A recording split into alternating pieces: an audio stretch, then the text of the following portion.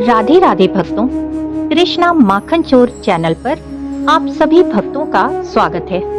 आज के वीडियो में सुनेंगे परम पावन योगिनी एकादशी व्रत की पौराणिक कथा, जिसको सुनने मात्र से ही लक्ष्मी नारायण भगवान अत्यंत प्रसन्न होते हैं और प्राणियों पर अपनी कृपा बरसाते हैं। साथ ही इस कथा का श्रवण करने से 88,000 ब्राह्मणों को भोजन कराने का फल प्राप्त होता है। तो प्रेम से, भाव से और मन से योगिनी एकादशी व्रत की पौराणिक कथा का श्रवण करें। धर्मराज युधिष्ठिर बोले, हे जनार्दन, मैंने ज्येष्ठ मास के शुक्ल पक्ष की निर्जला एकादशी की कथा सुनी थी। अब आप कृपा करके आषाढ़ मास के कृष्ण पक्ष की एकादशी की कथा का वर्णन करें। इस एकादशी का क्या नाम है तथा क्या महात्म्य है, सो सब वर्णन कीजिए। भगवान श्री कृष्ण बोले, हे राजन, आषाढ़ मास के कृष्ण पक्ष की एकादशी का नाम योगिनी है। इसके व्रत से समस्त पाप नष्ट हो जाते हैं और इस लोक में भोग तथा परलोक में मुक्ति देने वाला है। हे राज राजेश्वर, यह एकादशी तीनों लोकों में प्रसिद्ध है। इसके व्रत से पाप नष्ट होते हैं। आपसे पुराण में कही हुई कथा कहता हूँ, सो ध्यान पूर्वक सुनो। अलकापुरी नाम की नगरी में एक कुबेर नाम का राजा राज्य करता था। वह शिव भक्त था।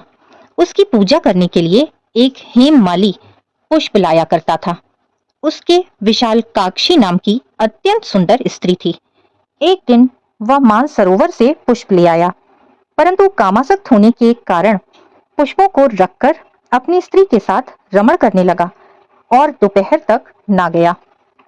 जब राजा कुबेर को उसकी राह देखते देखते दोपहर हो गई, तो उसने क्रोध पूर्वक अपने सेवकों को आज्ञा दी कि तुम लोग जाकर हेममाली का पता लगाओ कि वो अभी तक पुष्प क्यों नहीं लाया। जब यक्षों ने उसका पता लगा लिया, तो वह कुबेर के पास जाकर कहने लगे, हे राजन, वह माली अभी तक अपनी स्त्री के साथ रमण कर रहा है। यक्षों की इस बात को सुनकर कुबेर ने हेममाली को बुलाने की आज्ञा दी। हेममाली राजा कुबेर के सम्मुख डर से कांपता हुआ उपस्थित हुआ। उसको देखकर राजा कुबेर को अत्यंत क्रोध आया और उसके होंठ फड़फड़ाने लगे। उसने कहा, रे पापी, महानीच, कामी, तूने मेरे परम पूजनीय ईश्वरों के भी ईश्वर शिव जी का अनादर किया है। मैं तुझे श्राप देता हूँ कि तू स्त्री का वियोग भोगेगा और मृत्यु लोक में जाकर कोढ़ी होगा। कुबेर के श्राप से वह उसी क्षण स्वर्ग से पृथ्वी पर गिरा और कोढ़ी हो गया। उसकी स्त्री भी उसी समय उससे पिछड़ गई। मृत्युलोक में आकर उसने महान दुख भोगे, परंतु शिव जी की भक्ति के प्रभाव से उसकी बुद्धि मलिन न हुई और पिछले जन्म की भी सुध रही। इसलिए वो अनेक दुखों को भोगता हुआ तथा अपने पूर्व जन्मों के कुकर्मों का स्मरण करता हुआ हिमालय पर्वत की तरफ चल दिया।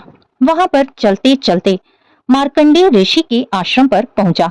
वह ऋषि अत्यंत वृद्ध तथा तपशाली थे।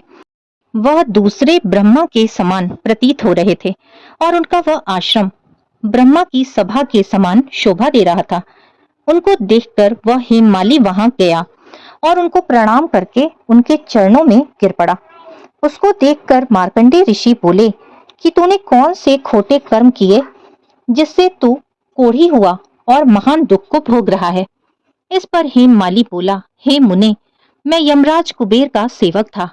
मेरा नाम हेममाली है। राजा की पूजा के लिए नित्य प्रति पुष्प लाया करता था। एक दिन अपनी स्त्री के साथ विहार करते करते देर हो गई और दोपहर तक पुष्प लेकर ना पहुंचा। उन्होंने मुझे श्राप दिया कि तू अपनी स्त्री का वियोग भोग और मृत्यु लोक में जाकर कोढ़ी बन तथा दुख भोग। इससे मैं कोढ़ी हो गया हूँ और महान दुखों को भोग रहा हूँ। अतः आप कोई ऐसा उपाय बताइए जिससे मेरी मुक्ति हो जाए। इस पर मार्कंडेय ऋषि बोले कि भाई, तूने मेरे सम्मुख सत्य वचन कहे हैं, इसलिए मैं तेरे उद्धार के लिए एक व्रत बताता हूँ। यदि तू आषाढ़ मास के कृष्ण पक्ष की योगिनी नामक एकादशी का विधि पूर्वक व्रत करेगा तो तेरे समस्त पाप नष्ट हो जाएंगे। इस पर हेममाली बहुत प्रसन्न हुआ और मुनि के वचनों के अनुसार उसने योगिनी एकादशी का विधि पूर्वक व्रत किया। इसके प्रभाव से वह फिर अपने पुराने स्वरूप में आ गया और अपनी स्त्री के साथ विहार करने लगा। हे राजन, इस योगिनी एकादशी की कथा का फल 88 सहस्त्र ब्राह्मणों के भोजन कराने के बराबर है। इसके व्रत से समस्त पाप दूर होते हैं और अंत में स्वर्ग की प्राप्ति होती है। योगिनी एकादशी व्रत कथा संपूर्णम। फिर से मिलेंगे मेरे चैनल कृष्णा माखन चोर पर। तब तक के लिए राधे राधे।